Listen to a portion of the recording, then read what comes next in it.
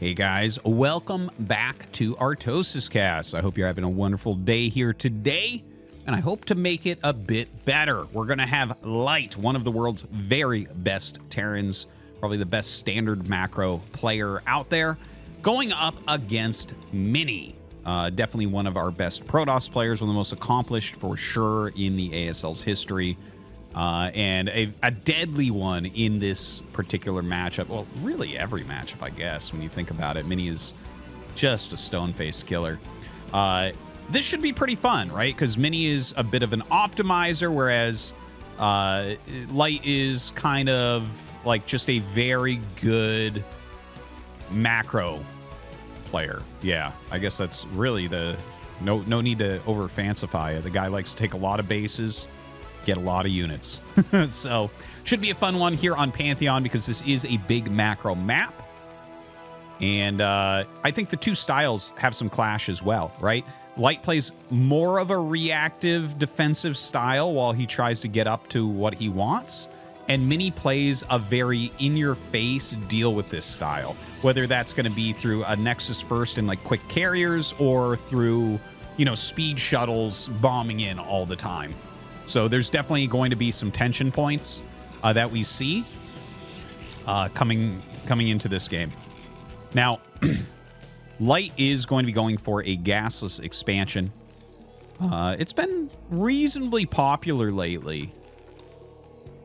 I feel like we haven't seen it that much in this current SSL season, but definitely on the ladder a fair amount. Don't forget that like Flash, it has been altering the metagame a little bit with his games. He actually went kind of inactive again just recently, like as of this exact moment that you're watching this cast. Like he hasn't played that much in the last little bit since the last games that I put up, which is kind of a funny thing to see because like a lot of players are just full-time, man. Like you can just always get new games from them, and it's not the case with Flash. Kind of off and on. Maybe he'll come back and full-time and we'll get to get that steady feed of ladder games. But yeah, Flash was doing so many gasless expansions that it kind of forced it back into the metagame a little bit, and then we've seen some more aggressive openings from some of the Protoss players. Now, I need to mention that this is a different gasless than what we've seen a lot of the time. Light scouted with the Barracks SCV. I wasn't paying attention or watching for that. Normally with gasless expansion, you scout on 12, right? So Barracks starts on 11 supply, and then 12 comes, and you send that SCV. That's the normal way to do it, because it kind of finds all the bases relatively quickly. Here he gets a first scout, so it's like it's actually quite easy. Nothing can go wrong. And he is making the bunker for safety's sake here. But yeah, like that's extra greed. It's not quite command center first greed, but that's some pretty heavy greed there. So right now, Light sending up his his SCVs to mine, and he's got that one bunker with the one Marine. The second Marine has been made. Just kind of keeping a wall so Zealots can't walk by or anything. Mini has gone for the command center, or the command center, God. The Nexus, the hatchery. He's put his hatchery down at the natural. And everything looks pretty normal, right? You definitely look at these two positions, say, okay, Light's ahead. It's not so much that it can't be come back from, but there's a lot of ways that it can be played from here. The most common that I see is 2-gate Robo, Observer, 3rd Nexus, and then like Reaver and 6-gate from Protoss. And normally that'll be with a little bit of range pressure as well to try to force them into siege mode. Because if you can force them into siege mode, the odds of the tanks coming out and pressuring your third base are much lower.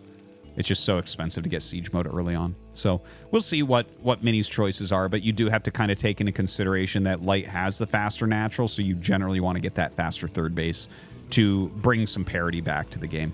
Now, this SCV is doing such a good job scouting. He sees the timing of the Robo. He sees that range is not being canceled. This might get him into siege mode.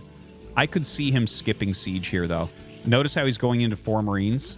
If you're going to go 4 Marines, I think you're skipping siege mode. It doesn't have to be that way, but the 4 Marines allow for more micro of the siege tanks, where you might lift this barracks, have the tanks underneath hotkeyed, so it's very hard to target them, hit the goons, and then run back. And if they chase, the 4 Marines deal extra damage to them as opposed to 1 or 2 Marines.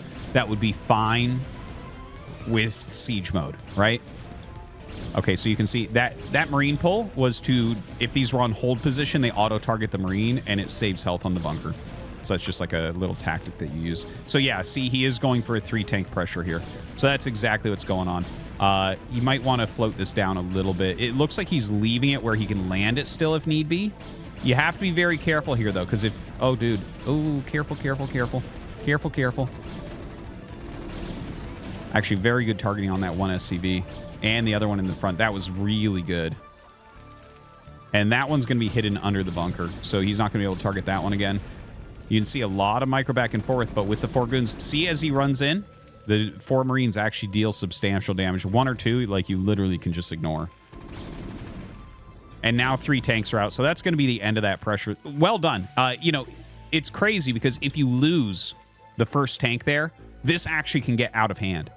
But since he did not lose the first tank, you can see suddenly Light's push looks really scary. Now, Mini has, during that time, gone for the 3rd Nexus, but he actually did it off of 1 gate, or 1 gate, right? 1 gate robo as opposed to the 2 gate robo that I was talking about. So his unit count is very low, even though his 3rd Nexus is very fast. So this is a little bit scary right now. He has a shuttle making, a Reaver can come next, but as you can see, Light is dismantling. And again, if you get the 2nd gate first, your 3rd base isn't going to be as quick, but this push won't be quite as strong. And we can see that the push from Light here is really, really strong. He's already killed multiple goons. He's going to be able to kill the observatory.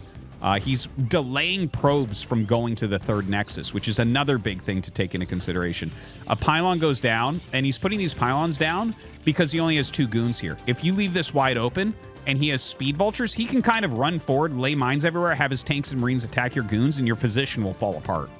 Look at this. He's waiting. His siege mode's almost done. So he's trying to take a position where he can just really hurt Mini. This is an excellent spot. I haven't actually seen this spot utilized yet in an offensive push, but this is, how do you get around this corner?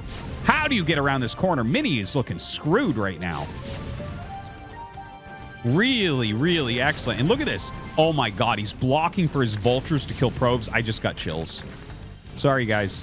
Just got chills.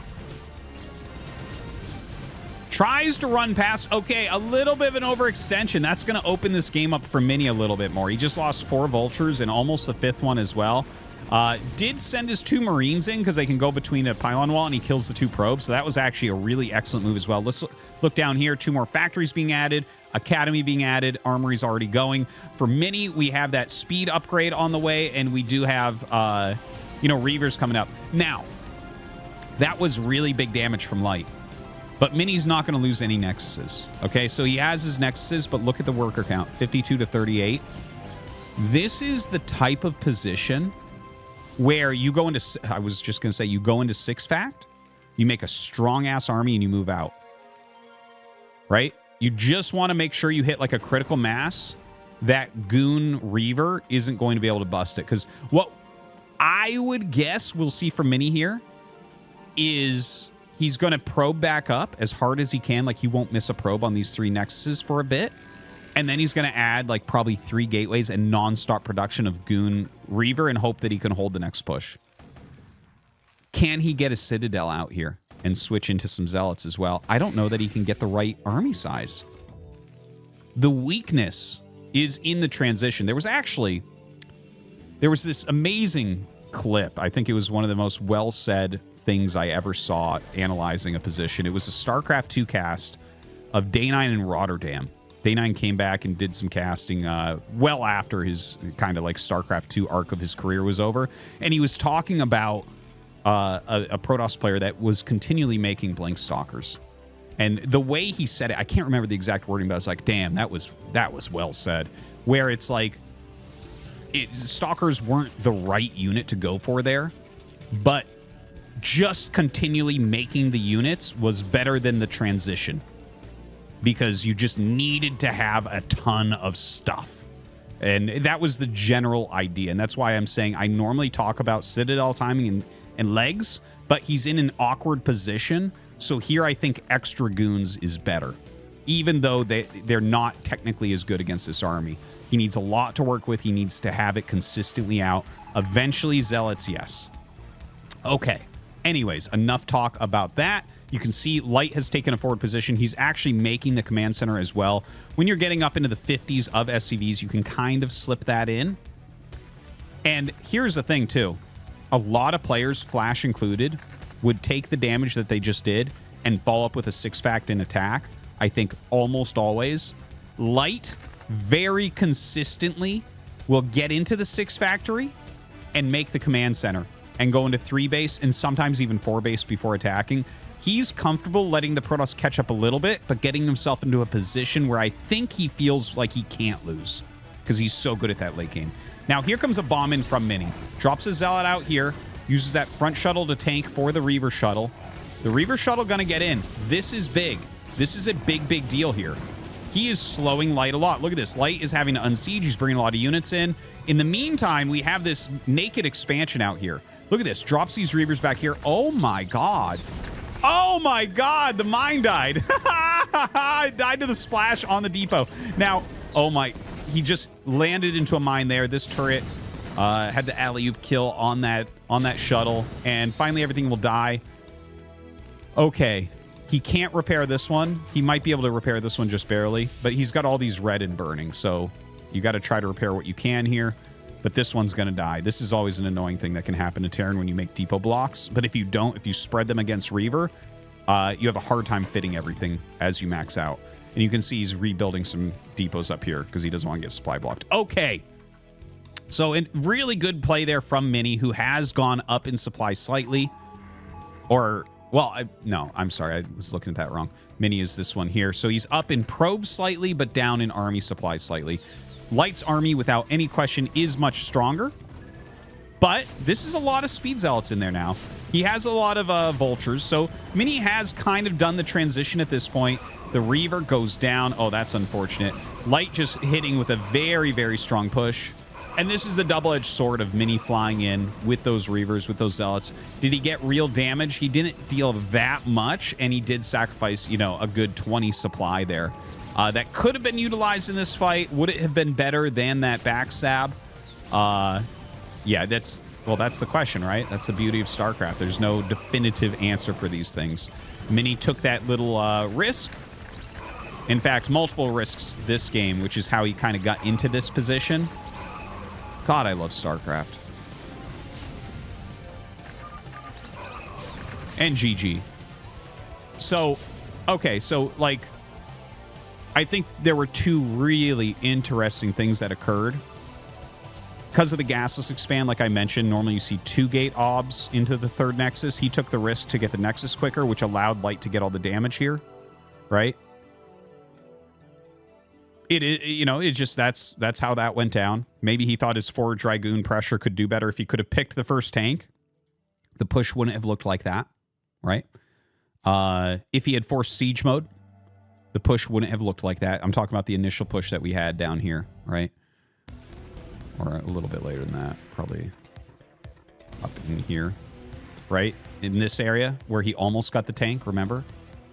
But he skipped siege mode. If you can force siege mode or you can get this tank, the follow-up push is nowhere near as strong. Because look, they're within 3 workers right now.